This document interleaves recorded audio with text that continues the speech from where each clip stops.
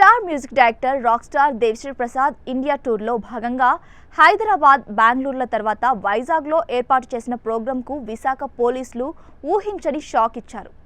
ఈ నెల 19న నిర్వహించాల్సిన లైవ్ మ్యూజిక్ కాన్సర్ట్కు అనుమతి నిరాకరించారు. భద్రత కారణాల దృష్ట్యా అనుమతులు ఇవ్వలేమని తేల్చి చెప్పేశారు. పోర్ట్ స్టేడియంలోని విశ్వనాథ స్పోర్ట్స్ క్లబ్లో ఈ లైవ్ కాన్సర్ట్కు ఏర్పాటు చేసుకుంది ఏసీటీసీ ఈవెంట్స్. ఈ ఈవెంట్ నిర్వహణ కోసం ఈ నెల 7న పోలీసులకు లెటర్ అందించారు. ఇదే సమయంలో విశ్వనాథ స్పోర్ట్స్ క్లబ్ నిర్వహిస్తున్న ఆక్వా వాల్లో రిషి అనే 6 ఏళ్ల బాలుడు నీట మునిగి ప్రాణాలు కోల్పోయాడు. దీంతో ఇక్కడి భద్రతపై అధికారులు దృష్టి సారించారు. వాస్తవానికి డీఎస్పీ ఈవెంట్ జరిగే స్టేడియం, బాలుడు చనిపోయిన వేవ్ పూల్ వేర్వేరు ప్రాంతాల్లో ఉన్నాయి. కానీ ఒకే పోర్ట్ స్టేడియం ప్రాంగణంలోనే వివిధ ఫన్ గేమ్స్, అలాగే అడ్వెంచర్ స్పోర్ట్స్, స్నో వరల్డ్తో పాటు ఆ పక్కనే ప్రత్యేకంగా స్టేడియం మైదానం కూడా ఉంది. మిగతా వాటితో ఈ మైదానానికి సంబంధం లేకపోయినప్పటికీ ప్రధాన మార్గం మాత్రం ఒక్కటే.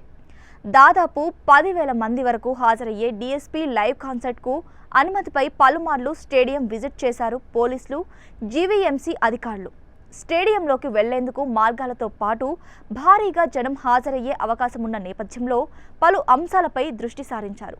ప్రస్తుతం స్టేడియంలో ఉన్న వసతులతో అనుమతించేందుకు అవసరమైన అనుకూల పరిస్థితులు లేకపోవడంతో పర్మిషన్ ఇవ్వకూడదని నిర్ణయించుకున్నారు.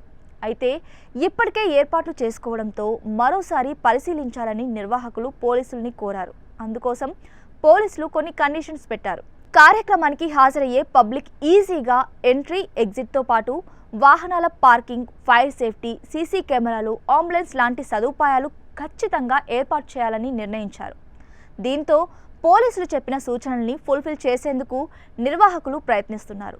తాము చెప్పిన కండిషన్స్కు అనుగుణంగా నిర్వాహకులు ఏర్పాట్లు చేసుకుంటే పర్మిషన్ ఇచ్చేందుకు సిద్ధంగా ఉన్నామని, గురువారం సాయంత్రం వరకు వేచి చూస్తామని పోలీసులు చెప్పారు.